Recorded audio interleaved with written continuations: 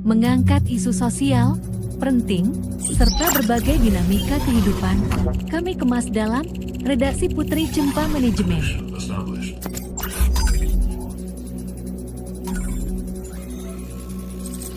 Assalamualaikum warahmatullahi wabarakatuh. Salam bahagia, salam sejahtera, salam Putri Cempa. Perempuan itu cantik, cerdas, mandiri, proaktif, dan agamis. Teman-teman, kita amati beberapa waktu itu banyak perempuan juga yang ngerokok. Jadi perempuan-perempuan rupa-rupanya juga banyak yang perokok. Kalau zaman dulu orang-orang kuno itu ada namanya nginang bako, diwelt-welt gitu, terus disusur-susur sampai ke dalam mulut gitu, sampai mencucu gitu. Dan ternyata ketika nginang ini sudah punah, nggak ada, gantinya perempuan yang ngerokok.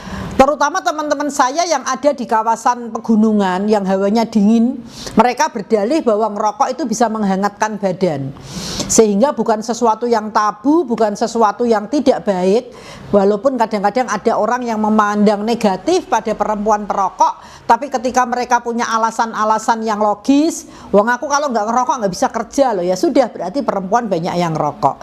Terutama di Kudus, jangan dicela ketika ada perempuan perokok. Faktanya Kudus ini kota kretek. Artinya ketika kita sudah memproklamirkan diri menjadi kota kretek, ya sudahlah, rokok ini menjadikan Kudus ini menjadi semakin maju dan jaya.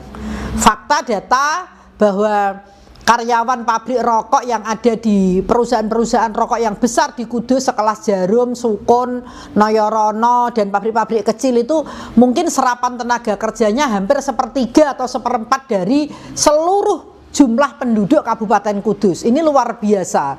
Baik dari sektor pekerja perempuan maupun laki-laki, mereka semua bisa bekerja di dunia perokokan. Nah, kemudian berdasarkan perjuangan para pemimpin kita yang dulu, Kudus juga sudah menikmati dana bagi hasil cukai, tembakau dan rokok itu pabrik-pabrik.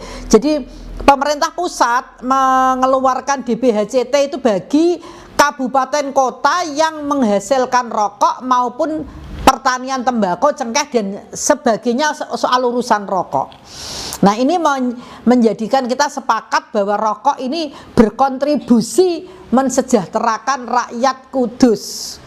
Kalau kemudian pernah ada fatwa dari MUI rokok ini haram, nah ini dipertanyakan. Faktanya banyak kiai dan santri juga merokok berat, sampai kebul-kebul kayak sepur, gak ada mandeke, ngerokok terus.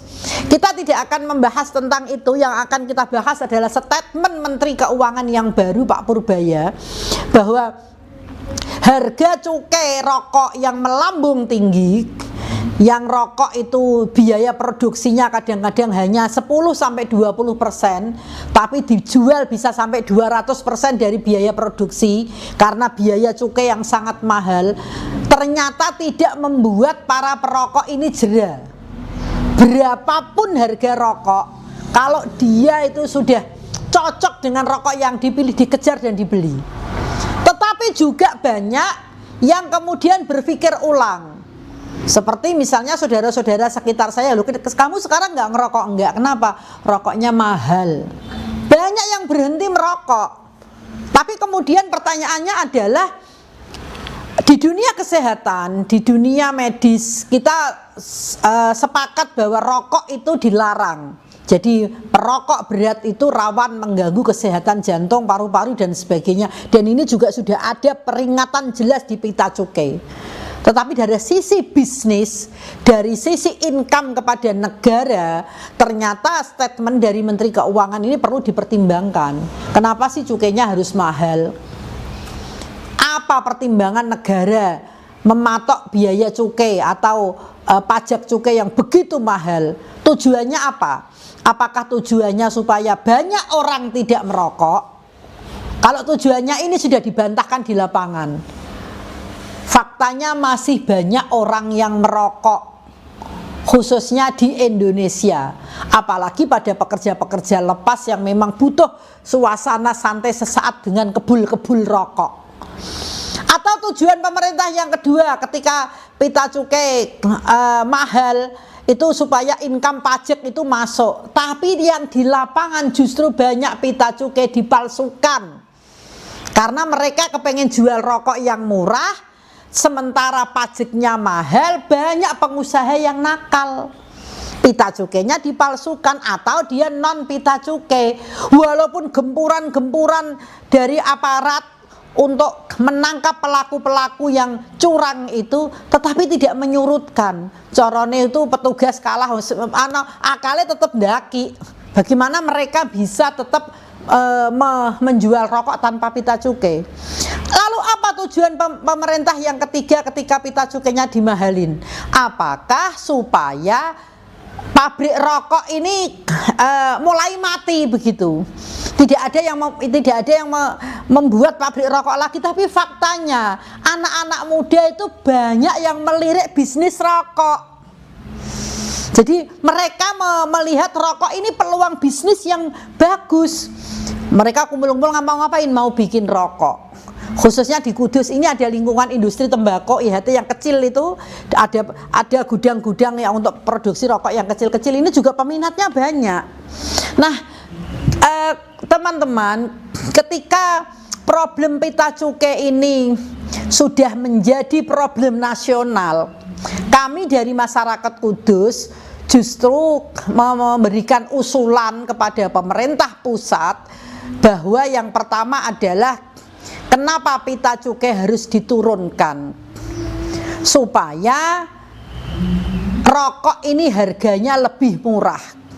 Kalau rokok harganya lebih murah, tentu bapak-bapak yang perokok ini akan memberikan uangnya untuk konsumsi makan bergizi bagi anak istri. Ini yang penting. Jadi rokoknya biar lebih murah. Jangan pita cukainya jangan dimahal-mahalin. Supaya apa? Supaya penghasilan bapak yang perokok ini atau ibu yang perokok bisa dialihkan untuk makanan yang punya standar nutrisi dan gizi yang memadai, bukan untuk anak-anak. Kemudian yang kedua, kenapa pita cukai harus diturunkan? Supaya pabrik-pabrik kecil yang baru produksi ini tersemangati, termotivasi untuk bikin rokok yang resmi, rokok yang legal, karena pajaknya nggak mahal. Jadi mereka tidak curi-curi pita cukai, tapi mereka ya sudahlah, aku produksi 10.000, pita cukainya 10.000 misalnya, ya sudah tak jual 25.000, aku sudah untung, misalnya seperti itu. Sehingga meminimalisir orang memalsukan pita cukai. Jadi ini analisa Pak Purbaya, sehingga kuantiti sektor real dari rokok ini akan lebih terpantau, akan lebih bisa masuk income pajak kepada pemerintah. Karena kalau sudah tidak ada yang malsu, kemudian pembeli rokok juga semakin banyak karena harganya terjangkau, tidak terlalu mahal, maka pemerintah juga yang untung. Kalau pemerintah untung, ya masyarakat juga yang akan menikmati dari hasil pajak tersebut. Kemudian yang ketiga, kami mengusulkan ketika pita cukai rokok ini murah, ini memotivasi para pengusaha-pengusaha kecil untuk berani berkarya di bidang perokokan. Nah, berarti kita mendukung orang merokok, padahal merokok itu tidak sehat. Kita bukan dalam tataran itu, kita pembahasannya adalah soal produktivitasnya, soal pertumbuhan ekonominya, soal kemajuan finansial bagi para keluarga. Ini yang kita bahas.